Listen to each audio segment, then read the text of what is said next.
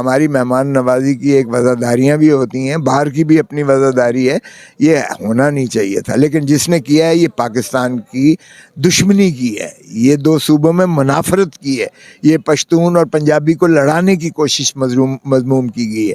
یہ کوئی اچھا کام نہیں ہوا ہے. یار تمہیں بھی پکڑ سکتے ہیں, میرے اوپر کیوں صرف میرا کیوں پکڑا گیا تھا دوبارہ واپس آئے ہو. السلام علیکم سر, کیسے ہیں آپ؟ ٹھیک ہے سر. 75 سالوں میں ہم نے یہ دیکھا ہے کہ جب بھی آمریت اور سیاست دان کی لڑائی ہوئی ہے تو ہم نے 75 سالوں میں ہمیشہ ایک آمریت پسند انسان کو, جنرل مشرف کی مثال ہے, جنرل ایوب کی مثال کو جیتتے ہوئے دیکھا ہے. تو کیا اس مرتبہ ایک سیاست دان کی جیت ہو پائے گی؟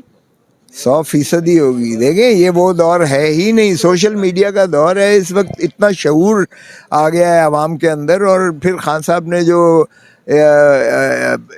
ان کو جو شعور دیا ہے عوام کو, وہ آپ ذرا گلی بازار میں جا کر تو دیکھ لیں, سروے کر کے تو دیکھ لیں, آپ کو 90% جو ہے وہ خان صاحب کا ووٹر نظر آئے گا.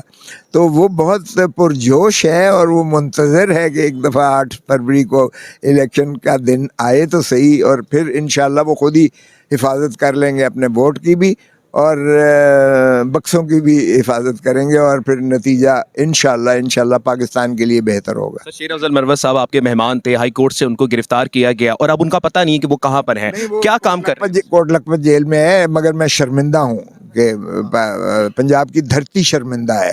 دیکھیں ایک ہماری مہمان نوازی کی ایک وفاداریاں بھی ہوتی ہیں, باہر کی بھی اپنی وفاداری ہے, یہ ہونا نہیں چاہیے تھا. لیکن جس نے کیا ہے یہ پاکستان کی دشمنی کی ہے, یہ دو صوبوں میں منافرت کی ہے, یہ پشتون اور پنجابی کو لڑانے کی کوشش مذموم کی گئی ہے.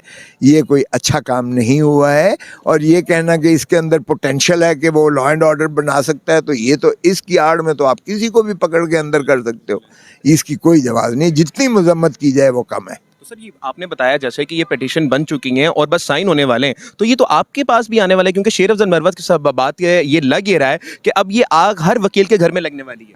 یار تمہیں بھی پکڑ سکتے ہیں, میرے اوپر کیوں صرف میرا کیوں پکڑا گیا تھا دوبارہ واپس آئے ہو.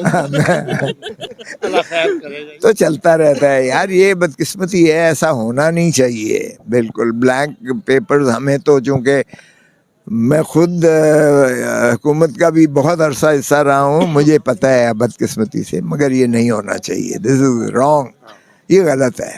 تھینک یو سو مچ. سردار لطیف غوث صاحب ہمارے ساتھ موجود تھے, جن کے ایک اسٹرانگ سٹانس تھے کہ جناب جو مرضی ہو جائے. اس وقت عوام میں شعور جو آ چکا ہے, اس شعور کے چراغ کا جن جو ہے وہ دوبارہ بوتل میں واپس نہیں جانے والا. اب عوام لڑے گی, آخری دم تک لڑے گی. پاکستان زندہ باد.